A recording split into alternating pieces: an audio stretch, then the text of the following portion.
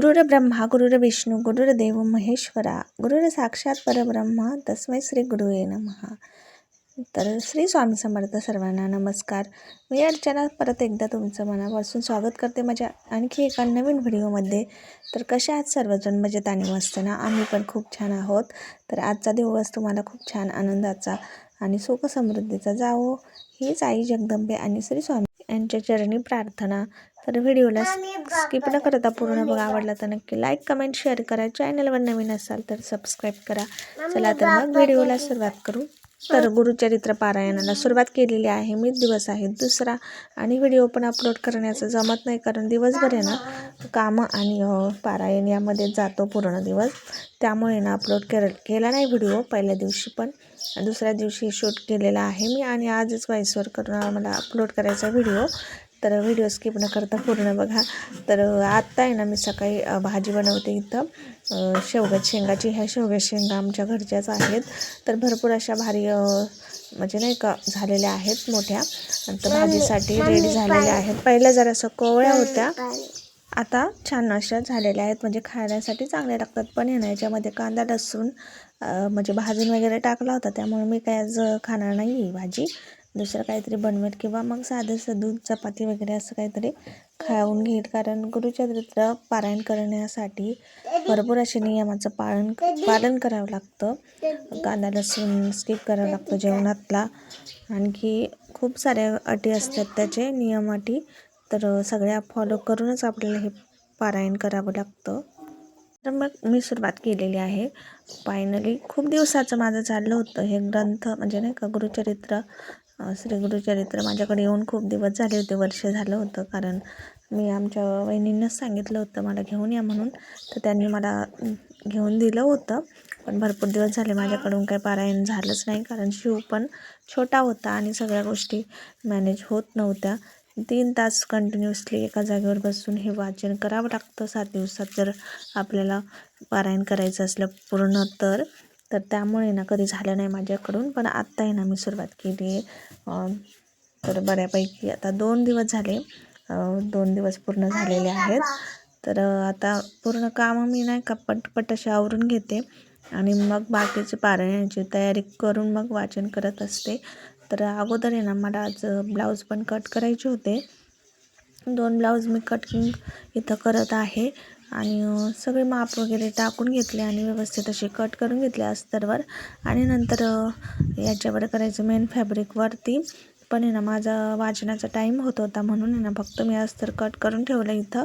आणि नंतर आहे ना मग आवरून घ्यायचं होतं मला, साडी वगैरे घालायची होती. कारण आहे ना म्हणतात की गुरुचरित्राचं पारायण म्हणजे मी ऐकलं आहे जेवढं, म्हणजे बऱ्यापैकी माहिती घेतली मी आणि नंतर सुरुवात केली या वाचनाला.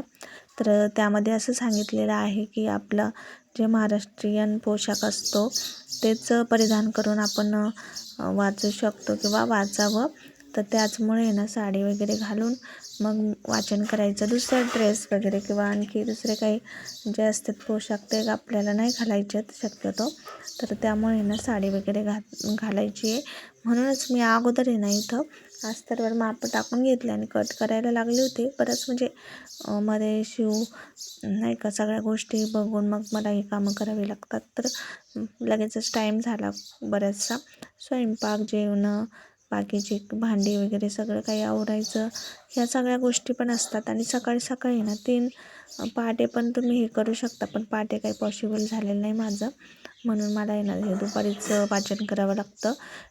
3 म्हणजे 4च्या आतमध्ये तुम्ही कधी पण वाचू शकता आणि 12:30पर्यंत 12-12:30पर्यंत वाचायचं नाही. ही पण वेळ स्किप करायची आपल्याला. दिवसात आपण कधीही वाचू शकतो. वाचनाला बसायच्या अगोदर गोमूत्र पोथीची पूजा करून घ्यायची आणि आपल्याला जप पण करायचं आहे. 1 माळ गायत्री मंत्र आणि 1 माळ श्री स्वामी समर्थ यांची. पण आहे ना माझ्याकडे माळ नसल्यामुळे ना मी फक्त मंत्राचा तसाच जाप केलेला आहे. तर माळ नसल्यामुळे ह्या काही गोष्टी म्हणजे अडचण येत होती थोडी, पण ठीक आहे, त्यातून पण मार्ग निघाला. फक्त मंत्र जाप आपण उच्चारू शकतो. गायत्री मंत्र आणि श्री स्वामी समर्थ मंत्र यांचा जाप करायचा आणि नंतर आहे ना आपलं गुरुचरित्र वाचायला सुरुवात करायची. आणि रोज आहे ना म्हणजे पहिल्या दिवशी मी 1 ते 9 अध्याय असं वाजायचं असतं आणि दुसऱ्या दिवशी 10 ते 21 असे 2 म्हणजे 21पर्यंत मी काल पूर्ण करून घेतलेला आहे. आणि ना 3 तास कंटिन्युअसली बसले होते मी वाचन करण्यासाठी 2 दिवस. आणि खूप जास्त त्रास होतो ह्या गोष्टीला. पण आपल्याला वाटतं म्हणजे होईल की नाही आपल्याकडून, पण मनाने जर पूर्ण श्रद्धेने सगळं काही विश्वासाने जर ठरवलं ना गोष्टी, तर अगदीच होतात बरं का. त्यामध्ये मला कुठलीच अडचण आलेली नाही आहे. जोपर्यंत आपण वाचन करतो तोपर्यंत आपल्याला आहे ना काहीच जाणवत नाही, म्हणजे कुठला त्रास होत नाही. पण एकदा वाचन वगैरे झालं त्यानंतर मग ते हातपाय वगैरे थोडेसे दुखतात, कारण बसावं लागतं 3 तास कंटिन्युअसली एका जागेवर. आणि वाचण्यासाठी ना मला अडचण पण नाही आली. पहिल्या दिवशी ना माझ्याकडं श्री स्वामी समर्थ यांचा फोटो पण नव्हता, आणि त्या फोटोसमोरच आपल्याला म्हणजे वाचन करायचं असतं या ग्रंथाचं. तर श्री स्वामी समर्थ यांचा पण आणि श्री दत्त महाराज यांचा पण फोटो नव्हता, दोघांचाही. मग मी वाचनाच्या दिवशी मिस्टर गेले होते अवनीचा रिझल्ट आणायला शेवगावला. मग त्यांच्याकडं मी फोटो सांगितला, पण तिथं पण असं इझिली भेटला नाही. मग फोटो स्टुडिओ म्हणजे फोटो फ्रेम जिथं बनवतात तिथं जाऊन त्यांनी बनवून आणला वाचनाचा टाईम होईपर्यंत माझा. मग ते घेऊन आले होते. त्यामुळे ना त्या दिवशीपासून म्हणजे असं काही अडचण नाही आली वाचनाच्या बाबतीत. सगळ्या काही गोष्टी माझ्या अगदी झाल्या व्यवस्थित अशा.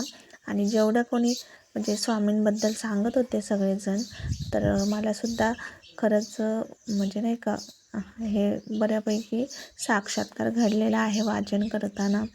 आणि जेवढी माणसांना अडचणी येतात ना वाचताना, तेवढ्या काही म्हणजे आल्या नाही मला. म्हणजे सगळ्या गोष्टी व्यवस्थित अशा करून घेतल्यात. कारण प्रार्थनाच आपण सुरुवातीला वाचनाच्या टायमालाच प्रार्थना करायची असते, संकल्प करायचा असतो स्वामींना, आणि विनंतीसुद्धा करायची असते की आमच्याकडून ही सेवा जी आहे मनोभावे आणि आपण जी श्रद्धेने करत आहोत ती म्हणजे कुठल्याही अडचणी न येता व्यवस्थितरित्या होऊ द्यात पूर्ण. आमच्याकडून सेवा करून घ्या तुम्ही, असं आपण सगळ्या गोष्टी सुरुवात करताना बोलायच्या असतात.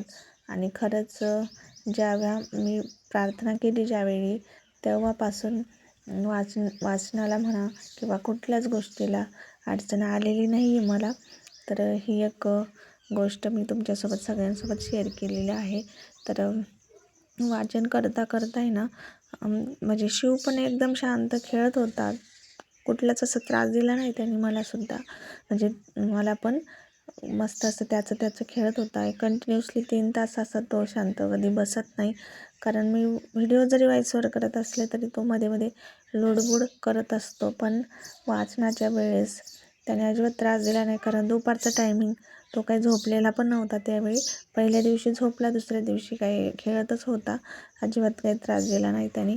ही एक महत्त्वाची गोष्ट घडली माझ्या बाबतीत. आणि त्याच्यानंतर वाचन वगैरे झालं. संध्याकाळचा टायमिंग आहे, बघू शकता आमच्या इकडे संध्याकाळचं वातावरण कसं झालं आहे. मस्त असं सगळे झाडं झुडपं. मी साडी वगैरे चेंज केली आणि जरासं बाहेर आलो होतो फेरफटका मारायला. तर आजचा हा तुम्हाला व्हिडिओ माझा कसा वाटला. माझं गुरुचरित्र पारायणाचा दुसरा दिवस पण पार पडला. व्हिडिओ आवडला असेल तर नक्की लाईक, कमेंट, शेअर करा. चॅनलवर नवीन असाल तर सबस्क्राईब करायला विसरू नका. भेटू अशाच एका नवीन व्हिडिओसोबत. तोपर्यंत सर्वांना बाय बाय. श्री स्वामी समर्थ.